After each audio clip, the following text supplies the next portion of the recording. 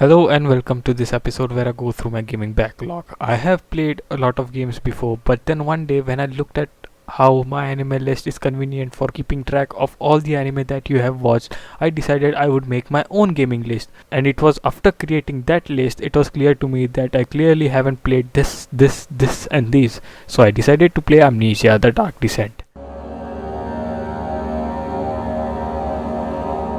So I decided to play Amnesia: The Dark Descent. I do not know how I ended up on that decision. I've usually avoided games like Amnesia because of that, but it was something that I had to experience sometimes, and it would be after that experience that I will look forward to my next horror experience. Amnesia: The Dark Descent is the first self-published game by a Swedish game studio, Frictional Games, which made the Penumbra games over the period of 2007 and 2008. But in 2010, after 3 years of their establishment, Frictional Games released Amnesia: The Dark Descent on PC. Two major factors that contributed to Amnesia being a hit was, of course, its spooky atmosphere and survival horror elements, and second, it was the engine that it was built on, which allowed us to interact with surrounding objects in various ways. This made interacting with the surrounding more immersive, and this also made solving puzzles a task instead of an objective. More on that later. Amnesia: The Dark Descent follows the story of a man named Daniel as he wakes up in the halls of the Castle Brenenburg in Prussia with an amnesia. The only thing that he remembers is his name, and that he lives in Mayfair, and that something is chasing him. Later, going through some of the rooms, he finds a note that is addressed to himself, which tells him that whatever he has forgotten is by his own choice, and something that is chasing him is the shadow. And also that he has to go in the inner sanctum of the castle to find and kill Alexander, the Baron of the castle. That is pretty much the basic plot of the game. Well, there is a lot more to the story if you actually pay attention while you are not pissing yourself by how scary the game is. As you progress through the game with each level, Daniel will have flashbacks of the conversation he had and will remember everything that he has forgot. Alexander, the Baron of the castle, is the main villain of the game, and is built up really well thanks to the great voice acting. Alexander, is it inside the castle? In a manner of speaking. Come, bring the lamp. You've been to the refinery, have you not? I don't believe I have. Is it connected to the... what did you call it? The inner sanctum. My most precious chamber, Daniel. And it lies well beyond the refinery. In fact, it lies beneath the very stone of Brenenburg. The graphics are not that bad, the textures have aged, but it doesn't affect the game negatively in any way. The sound design is also great. The sound from the monsters, the ominous background music, the chase sequence, everything just sounds perfect.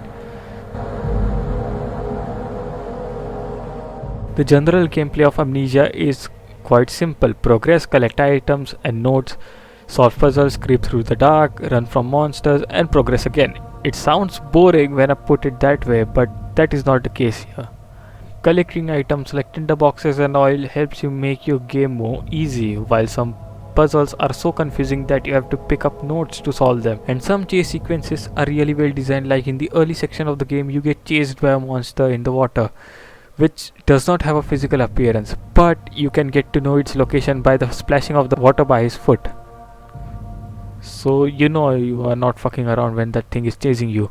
Some areas are pretty easy to get lost in. Some rooms have items which can be useful, or sequences that increase your insanity. And yeah, along with your health bar, you also have a sanity meter. If Daniel sees something scary or stays in the dark for too long, his sanity will drop, and the game will have an insanity sequence. But in hard mode, if your sanity drops to 0, it is an insta-death. On normal difficulty, you get very less amount of laudanum, just the right amount of oil, and shit ton of tinder boxes. By the end of the game, I got so many tinder boxes that I could lit the whole castle on fire. But on hard mode, you can kiss those goodbye. Amnesia does its horror perfectly. When you pick up a key item, you confront a monster, or if you have progressed enough for the level, the shadow will spread its goop around you. Everything works to give you that adrenaline rush. If everything is so good, what didn't I like about this game? Well, the puzzles are not properly explained. Like, they just give the most basic thing about it and expect you to solve the puzzles according to it. Like there is this one time you have to inject a serum into you to progress further. One of the notes has the information about it and has a specific line on how the blood from a vaccinated person might work. Yeah, I don't see any possible medical issues with that. So you look around and you find a vaccinated body, but how to get the blood from it?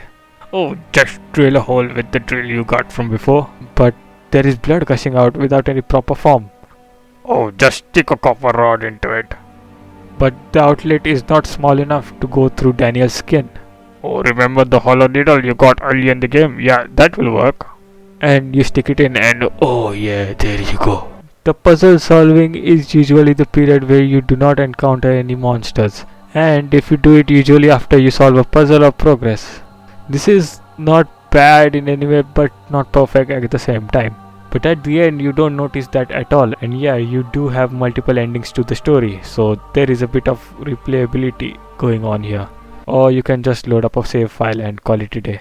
And after all this, Amnesia might be one of my favorite games of all time.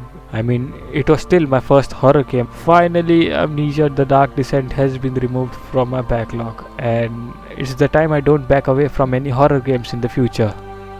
So now that I'm working my way through my backlog, my next obvious game would be Amnesia, a machine for pigs. So next time I'll be checking out Borderlands 2. Damn it.